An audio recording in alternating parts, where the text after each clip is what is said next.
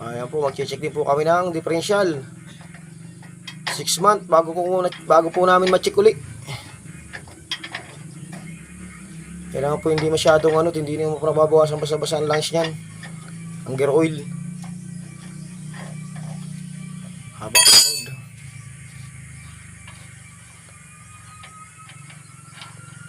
Yan. Oh. Pag hindi na po kailangan magdagdag. Kulang na. Oh. Kulang na ang ating gear oil. Malapit na pa dito kay Alan. Ayan na po si Carnod, nagsasali na ng gear oil.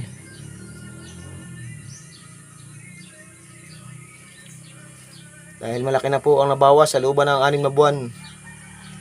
At pag po ipababayaan natin ay naku po, laking pag nasira po ang differential. Mura lang naman po ito, 40 mil lang ho ito. Kasi pagpapalit ho natin sa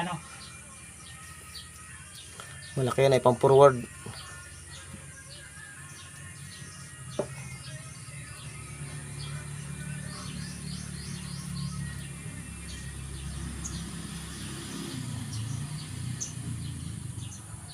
Ay, nakakatina natin at yun.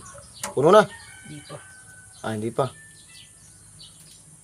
Dapat tayo bubutasan ito. Malapit na, malayo pa.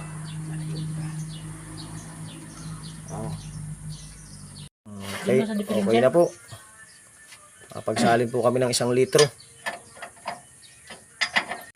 Check din. Ay, meron. Ayos. Check din po ang transmission. Okay pa? Ayos. Marami pa, nandiyan pa sa may bungad. Abot dito. Sige. Yan po, hindi nagbawas ang transmission. Wala naman tagas sa transmission ito. Okay.